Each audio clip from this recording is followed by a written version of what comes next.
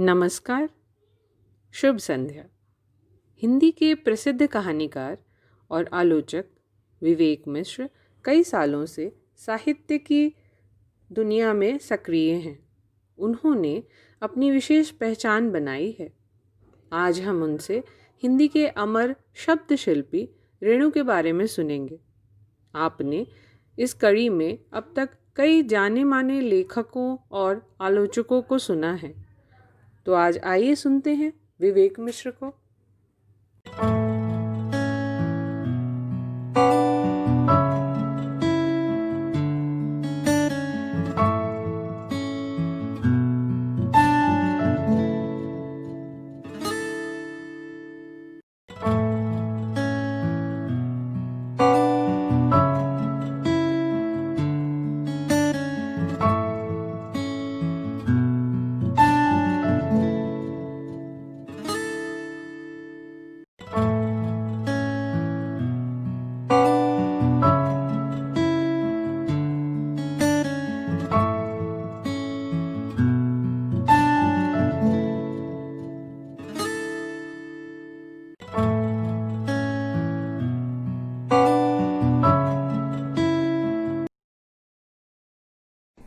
नमस्कार।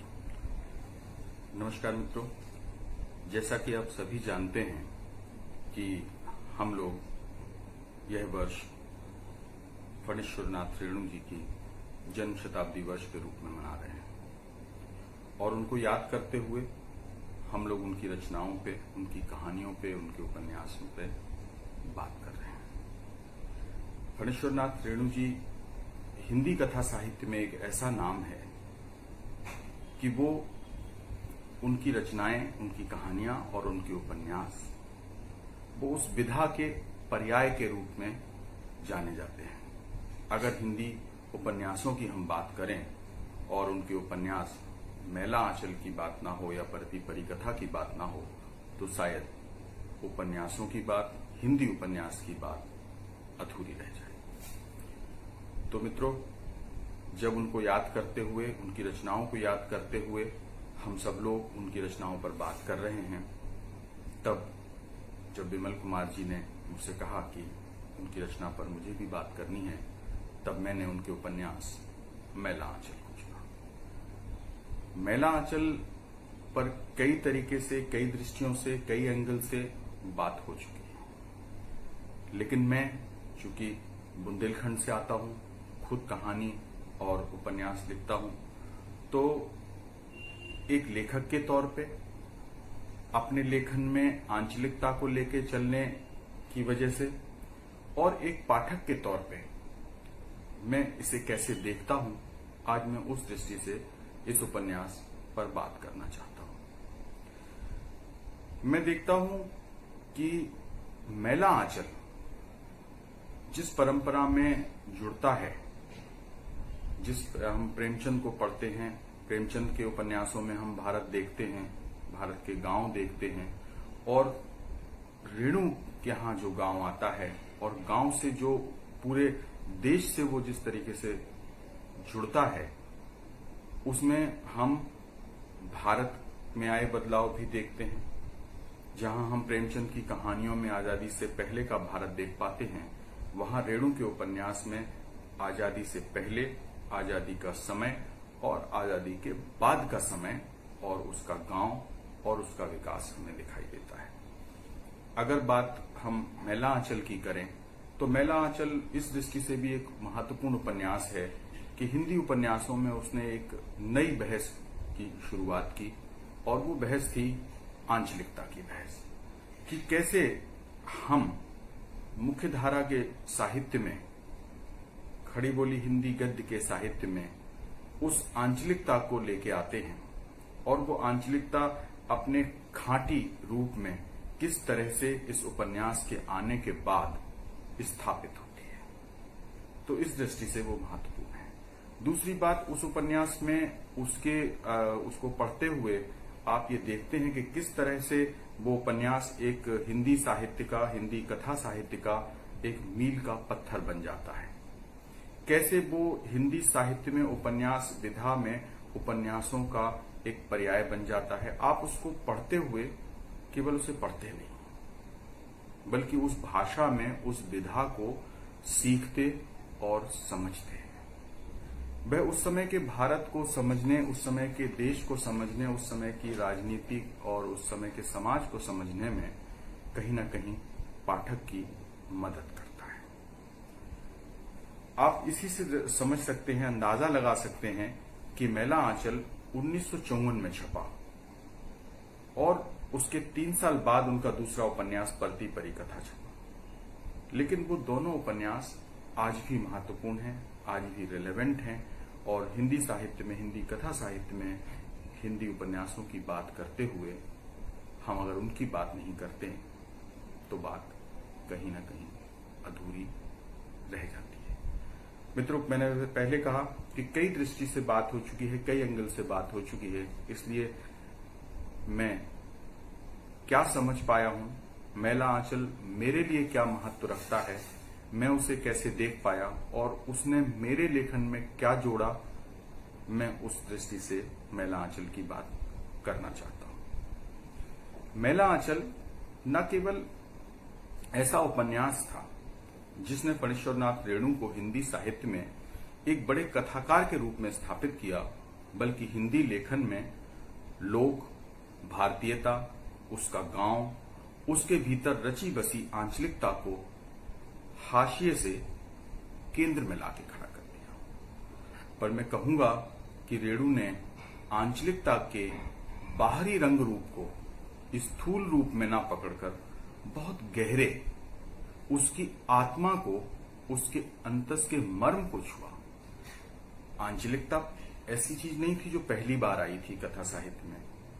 ऐसा नहीं था कि गांव पहली बार आया था, लेकिन रेणु जब गांव में जाते हैं तो वह मैला आंचल में करते क्या है?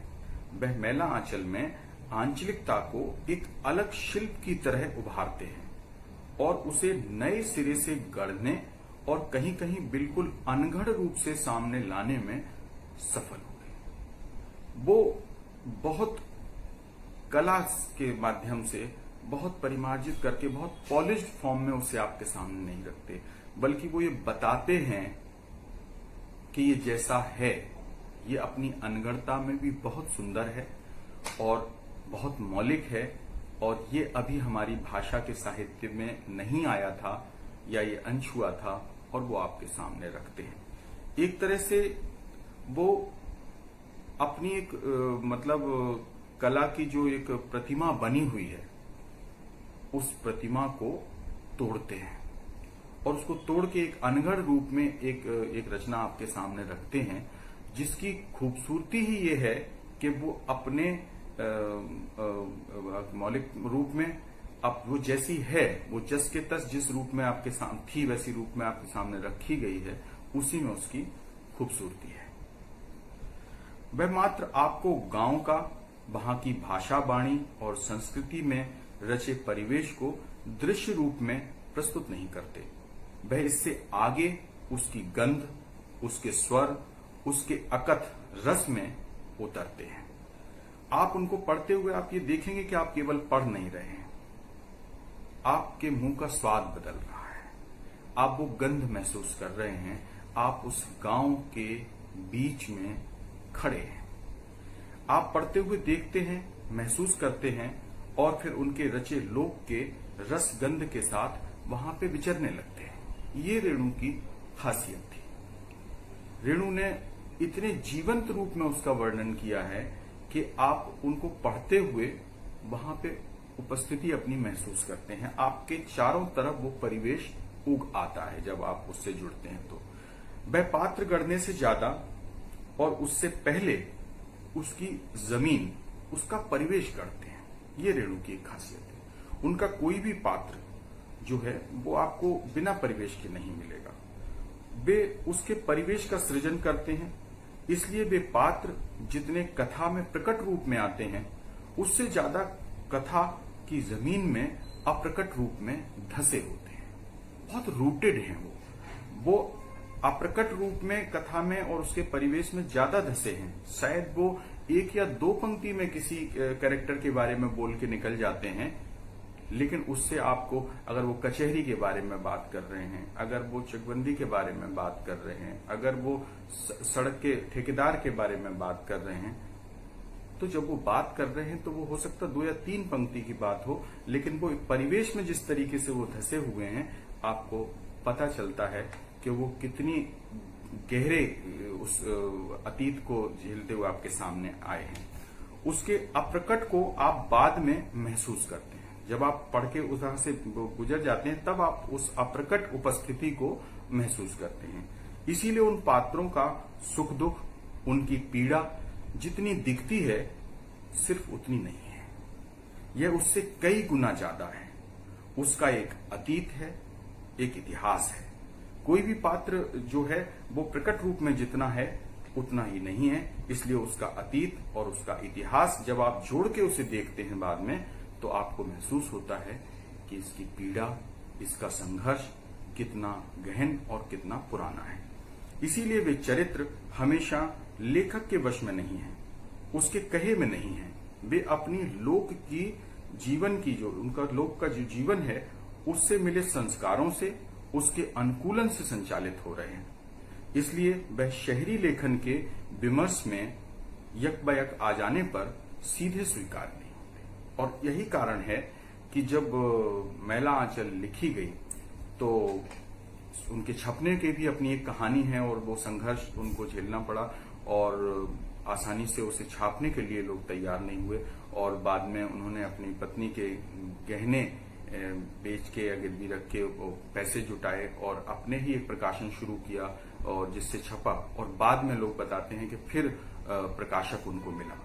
तो और जब प्रकाशक मिला और वो छप भी गई, तब भी ऐसा नहीं है कि उसको हाथों हाथ लिया गया हो और स्वागत हुआ हो।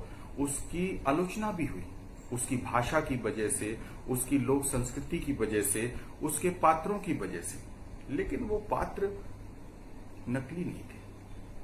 वो पात्र इतने ओरिजिनल थे, इतने मौलिक थे कि उनको लेखक चाह के भी वैसा बदल नहीं सकता था। क्योंकि जिस परिवेश में वो खड़े होकर अपने आसपास के चरित्रों को देख रहे थे, सुन रहे थे, समझ रहे थे, महसूस कर रहे थे, अगर उनमें वो बदलाव करते तो फिर वो बनावटी हो जाते।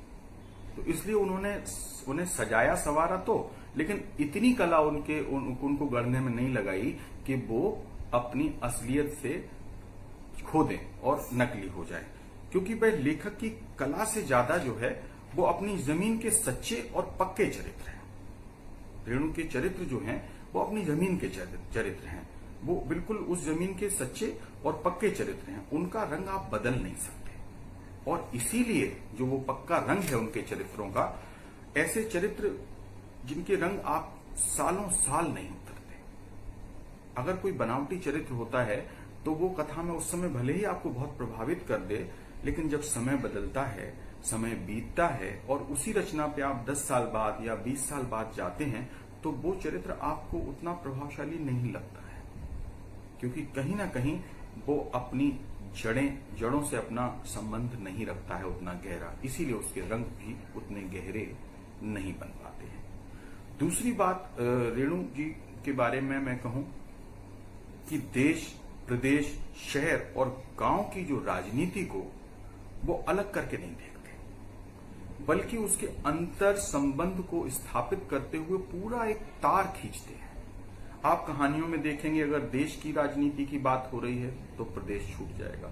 अगर प्रदेश की राजनीति की बात हो रही है तो उसका शहर, छोटा शहर, कस्बा और गांव की राजनीति नहीं आएगी। अगर एक कस्बे की कहानियां या उपन्यास देखें तो वो कस्बे में ही शुरू होता है और कस्बे में ही खत्म हो जाता है। लेकिन यहां ऐसा नहीं है। वो देश, प्रदेश, शहर, कस्बा, गांव, उसकी राजनीति को, उपन्यास गांव में चल रहा है, लेकिन उसकी राजनीतिक जो तार है, जो राजनीतिक बैकड्रॉप है, जो उसका जो परिवेश बन रहा है, वो देश की राजनीति से भी प्रभावित हो रहा है, वो प्रदेश की राजनीति से भी प्रभावित हो रहा है, वो उस आंचलिकता और भाषा की राजनीति से भी प्रभावित हो रहा है। वह राजनीति की हर स्तर पर पड़ताल करते हुए अपने कथानक से राष्ट्रीय महत्व की घटना को लेकर ग्रास रूट तक जाते हैं। ये उनकी खासियत है। वो उस समस्या को ऊपर से उठाते हैं और वो ग्रास रूट तक जाते हैं। वहां किसी अंतिम छोर पर बैठा व्यक्ति किसी नीति को, किसी आंदोलन को, किसी नारे को कैसे देखता है, कैसे बरतता है वो अपने जीवन में, यह रेणु के मैला आंचल में हम देखते हैं और हम उससे सीख सकते हैं कि राष्ट्रीय स्तर पर आज की राजनीति अगर हम देखें तो जो राष्ट्रीय स्तर की जो घोषणाएं हैं उनका एक दूर देहात में, गांव में बैठे आदमी के ऊपर क्या असर पड़ता है, वो उन्हें कैसे समझता है। कई बार आप आश्चर्यचकित होते हैं कि ये तो छलावा है, ये नीति छल है, लेकिन आप जब गांव में जाते हैं तो आप देखते हैं कि उस व्यक्ति को वो जिस तरह से नीति समझाई गई है वो बड़ा प्रफुल्लित है, बड़ा प्रसन्न है, या कोई अच्छी योजना चलाई गई है, लेकिन वो ग्रास रूट तक जाते जाते किस तरह से एक भय में बदल जाती है। तो वो एक जो लकीर एक राष्ट्रीय स्तर से उठाते हुए और नीचे तक खींचते हैं और देखते हैं कि एक अंतिम छोर पर बैठा व्यक्ति उस राजनीति को, उस आंदोलन को, उसके नारों को कैसे बरत रहा है। ये रेणु जी के हम बड़ी खूबसूरती से मैं देख पाता हूं। रेणु जी शोषण की राजनीति को उजागर करते हुए इसे केवल सवर्ण बनाम दलित करके नहीं देखते, बल्कि वह ठाकुर ब्राह्मण की दबंगई से आगे अन्य जातियों के बीच के अंतर संबंधों को, उनके संघर्षों को, उनके तमाम विरोधाभासों को, उनकी एकजुट होकर असली दुश्मन का सामना न कर पाने के कारणों की भी पड़ताल करते हैं। वो केवल उसको सवर्ण बनाम दलित बना के नहीं देखते, वो ये देखते हैं कि कितना जो उनका यथार्थ है वो इस तरह से नहीं है कि वर्सेस नहीं है, वहां पे वो इतना गुथा हुआ है आपस में कि एक मतलब पिछड़े और अति पिछड़े दलित और अति दलित में भी उनके कई कई कई रूप हैं। तो संघर्ष हर स्तर पे, विभिन्न स्तरों पे वो संघर्ष चल रहा है और हर स्तर पे जिस तरह की वो बातचीत हो रही है, आप ये देखेंगे कि सत्ता कितने रूपों में एक कमजोर आदमी को छलती है। मैं पहले भी कई बार कह चुका हूं कि सत्ता का रूप इस तरीके का होता है कि वो चाबुक है, वो जब जब उठेगी वो किसी कमजोर की पीठ पे ही पड़ेगी। तो ये भी विकास वहां दिखाई देता है। इसीलिए आप देखेंगे मैला आंचल में आजादी के बाद का परिदृश्य है, कांग्रेस आती है, आजादी का जश्न है, गांधी बाबा का प्रभाव है, लेकिन गांधी के सपनों का वो भारत नहीं है जो आजाद हुआ है। वो आजादी वहां नहीं दिखती है। इस बात को एड्रेस किया जाता है। समाजवाद जिस रूप में पूरे देश में जिसका प्रचार हो रहा है, आंदोलन चल रहा है, लेकिन गांव तक आते आते वो समाजवाद भी कितने कितने विद्रूप रूप में और कितने विरोधाभासों के साथ वहां उपस्थित होता है। कम्युनिस्ट अपना आंदोलन चला रहे हैं, उनका अपना आंदोलन है, आदिवासियों का अपना आंदोलन है।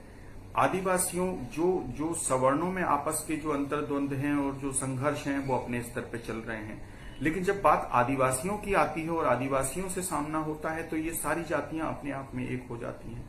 तो कितने स्तर के संघर्षों का वहां पर की उपस्थिति है, और एक आम आदमी जो अपने जीवन की लड़ाई लड़ रहा है, उसके लिए जो दो वक्त की रोटी की जो लड़ाई है वो कैसे कितनी कठिन होती जाती है। उसी पूरे परिवेश में, उसी वातावरण में वहां प्रेम भी है, वहां वासना भी है, वहां पे वर्चस्व की छोटी छोटी लड़ाइयां भी हैं, वहां राजनीति, धर्म और बाजार का गठबंधन भी है, और वहां पे सामाजिक समरसता भी है, वहां उत्सव धर्मिता भी है, और वहां आनंद भी है, और वहां लोक संस्कृति में गा बजा भी रहे हैं, लोग खुश भी हैं। अगर वहां मंदिर की घंटियां हैं तो वहां मैखाने के प्याले भी खनक खनक रहे हैं। तो वो जो विविधता है, एक बड़े वैभव के साथ लोक संस्कृति का विस्तार जो है वो हम मैला आंचल में देखते हैं। हर पात्र अपने साथ एक अपना पूरा का पूरा एक वाङ्मय, पूरा का पूरा एक वातावरण लेके अपने साथ चलता है। ये मैला आंचल की खासियत है, और इसीलिए वो बड़ा उपन्यास है, क्योंकि उसके एक एक चैप्टर में और एक एक चैप्टर के एक एक पैराग्राफ में जिस तरह से अगर आप जब देखें तो अगर रास्ता है या खेत है या कोई घर है, तो वो केवल एक ऐसा नहीं है कि एक बार शुरुआत में रास्ता, घर और भूगोल आपको गांव का बता दिया गया और उसके बाद फिर लेखक उसी से काम चला रहा। नहीं, आप ये देखिए कि मैला आंचल में इतने घर, इतने परिवार हैं, उन सब का अपना एक अतीत है, उन सब की अपनी समस्याएं हैं, वो आपस में अलग अलग भी हैं, उन सब के बीच में एक दूरी भी है, लेकिन वो कहीं ना कहीं किसी तार से जुड़े हुए हैं, वो एक भी है। और हर घर से की खिड़की से, हर घर के दरवाजे से देखने पे आपको एक अलग गांव दिखता है। वो एक रास्ता नहीं है, ऐसा नहीं है कि उन्होंने नरेटर ने या लेखक ने एक गांव रचा और आपको दिखा दिया। मतलब कि वो आपको एक नजरिए से देश, काल और परिस्थितियों के बारे में नहीं बता रहे हैं, वो विभिन्न नजरियों का एक कोलाज आपके सामने बना रहे हैं। आप वहां देख पाते हैं कि नरेटर अपना एंगल शिफ्ट करता है, वो एक शोषक के नजरिए से भी आपको चीजें देख रहा है, वो संघर्ष करने वाले के नजरिए से भी आपको वो बातें दिखा रहा है, और वो ये भी दिखा रहा है कि जिसको आप बहुत असामान्य मानते हैं, जो आपकी नजर में अन्याय है, वहां पे वो कैसे एक सामान्य बात के रूप में स्थापित हो गया है। और मैं अक्सर ये कहता हूं, जब भी किसी कथा पे बात करता हूं, कहानी पे बात करता हूं, कि लेखक जब इस तरह के अन्याय के खिलाफ लिखता है तो उसके जो अन्याय हो रहा है वो तो एक भयावह स्थिति है ही समाज में, उससे भी बड़ी और भयानक स्थिति तब होती है कि जब वो जो अन्याय हो रहा है, अत्याचार हो रहा है, उसको जो देख रहा है व्यक्ति, वो तटस्थ रूप से देखता रहे और उसे लगे कि इसमें कुछ असामान्य नहीं है, क्योंकि ये पुराने समय से चला आ रहा है, ऐसा होता ही है, तो वो उसके लिए न्यू नॉर्मल बन जाए। ये एक बड़ी विकट स्थिति है, तो वो उस नजरिए को भी सामने लाते हैं। तो विविधताओं के साथ जब वो एक ही दृश्य को कई तरीके से देखते हैं, कई लोगों के नैरेटिव उसमें शामिल होते हैं, तो मैला आंचल में हमें एक बड़ा कोलाज बनता हुआ दिखाई देता है। यही बात वो संघर्षों के बारे में बात करते हुए भी कहते हैं, यही बात वो राजनीति के बारे में बात करते हुए भी ध्यान रखते हैं। मतलब वह जातीय संघर्ष और इसकी राजनीति को माइक्रो लेवल पे देखते हैं, वो ग्रॉस में कह के नहीं निकल जाते, वह उसे एक ग्रॉस फैक्टर के रूप में नहीं देखते, वह इसके माध्यम से भी एक लोक के भीतर के कई लोगों को उद्घाटित करते हैं। लोक आता है लेकिन सजावट के रूप में आता है, कई जगह मनोरंजन के रूप में आता है, कई बार आता इसलिए है कि उसे लाना है, उस तरह से रेणु के यहाँ लोक नहीं आता, बल्कि लोक के भीतर का लोक, उसका जीवन और उसकी आत्मा आती है, और उस लोक को बचाए रखने के लिए उन पात्रों ने क्या खोया है वो भी उनके यहाँ दिखाई देता है। गांव एक है, इसीलिए मैं कहता हूं, पर घर के अलग अलग, हर घर से एक अलग गांव दिखता है, क्योंकि लोक के भीतर भी कितने लोग छुपे हैं ये वहां पे आपको दिखाई देता है।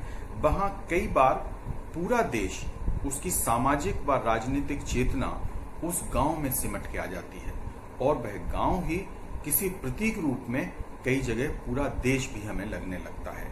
यही विशिष्टता उस उपन्यास की आंचलिकता को एक ऐसी विशेष कला या विधा के रूप में स्थापित भी कर देती है। आपको अगर उनका वो गांव देखना है तो आप देश देख लीजिए, और देश को की स्थितियां देखेंगे तो प्रतीक रूप में एक गांव देश के रूप में दिखाई देता है, और पूरा देश जो है वो प्रतीक रूप में उस गांव में सिमट आता है। आप पूरा भारत उस गांव में देख सकते हैं, उनके आंचलिकता में देख सकते हैं। इसके अलावा भी कई दृष्टिकोणों से बात हो सकती है, भाषा की भी बात हो सकती है, दृष्टिकोण की भी बात हो सकती है, उसमें अंतर्निहित राजनीति की भी बात हो सकती है। लेकिन रेणु के बारे में बात करते हुए, मैला आंचल के बारे में बात करते हुए, जो सबसे महत्वपूर्ण बात मुझे लगती है उनके लेखन में, समग्रता में अगर हम देखें, तो वो है जीवंतता। रेणु कहीं भी जीवन से ऊबे उकताए नरेटर नहीं है, वे रस लेके बात करते हैं, और रस जो है वो उनकी रचना का प्रधान तत्व है। बहुत प्रमुखता से, मुखरता से वो उसमें बिल्कुल रचे बसे, खपे और डूबे हुए चरित्र को उठाते हैं। वो ऐसे किसी नीरस, उकताए हुए बौद्धिक की कहानी नहीं लिखते, और ना ही उनके अंदर, जो मैं एक बात जोड़ना चाहता हूं और अक्सर इस बात पे बहस होती है, कि ये जो बौद्धिकता का जो अभिजात्य है वो रेणु में नहीं दिखता। इसीलिए जब हम उनके समकालीन और रचनाकारों की बात करते हैं और जिन्हें बहुत महत्वपूर्ण रचनाकार अन्य रचनाकारों को भी माना गया उनके समय के, लेकिन उनके अंदर जो एक बौद्धिक अभिजात्य दिखाई देता है उनके जीवन में भी और उनकी रचनाओं में भी, रेणु अपने आप को उससे बचा ले जाते हैं। दूसरी चीज, जो एक बौद्धिकता के अभिजात्य से जो एक अलगाववाद पैदा होता है, वो भी आपको रेणु के यहाँ नहीं दिखता है। रेणु हर आदमी के हैं। रेणु अच्छे आदमी के भी हैं तो बुरा आदमी भी उसमें रस लेता है, वो छोटे के भी हैं तो बड़े के भी हैं। और यही उन्हें इतना व्यापक प्रभाव उनकी रचनाओं में शायद इसीलिए आता है, उनके अपने व्यक्तित्व से, उनके अपने जीवन से, उनके अपने जीवन अनुभवों से, उनकी अपनी भाषा की विविधता और वैभव से वो देखते हैं, वो हर व्यक्ति से जुड़ जाते हैं। तो इस वजह से वो उस बौद्धिक अलगाववाद से और एकांत से बच जाते हैं। वो ऐसे चरित्र के बारे में लिखते हैं जो चरित्र उनकी लोक संस्कृति में रचा बसा है, जीवंत है और वो अंत तक अपने जीवन के लिए, अपने जीवन की रक्षा के लिए, उनके मूल्यों के लिए संघर्ष भी कर रहा है और साथ साथ वो उसके आनंद में, उसके रस में डूबा भी है। इसीलिए वो एक जीवन के कथाकार हैं। उस जीवन को वो इतनी जीवंतता के साथ, इतने उदात्तता, उसकी उदात्तता कहें कि उस उदात्तता को वो पकड़ते हैं और हमारे सामने प्रस्तुत करते हैं। और यही कारण है कि वो एक व्यापक पाठक वर्ग में पढ़े जाते हैं, याद किए जाते हैं और आज तक उनकी रचनाएं ना हमें ऐसा लगता है कि वो पुरानी हुई हैं और ना ऐसा लगता है कि आगे के समय में उनका समय खत्म होगा, बल्कि रेणु जितने पुराने होंगे एक रचनाकार के तौर पे, उनकी रचनाएं जितनी पुरानी होंगी वो उतने ही रिलेवेंट हिंदी कथा साहित्य में, हिंदी सामाजिक जीवन में, हिंदी की राजनीति में रिलेवेंट रहेंगे। जिसको उस समय का भारत, जब आज़ादी मिली थी और आज़ादी के बाद का भारत अगर देखना होगा तो वो रेणु की रचनाओं की तरफ मुड़ेगा, उनसे जुड़ेगा और निश्चय ही वहाँ पे वो बातें वो देख पाएगा जो अन्यत्र उसे नहीं मिलेंगी, इतिहास के पन्नों में नहीं मिलेंगी, गजेट्स में नहीं मिलेंगी, गजेटियर्स में नहीं मिलेंगी। वो उसे रेणु के कथा साहित्य में, उनके उपन्यास में और उनकी कहानियों में मिलेंगी। और इसीलिए उन्हें आज भी और आज के बाद भी याद रखा जाएगा। धन्यवाद।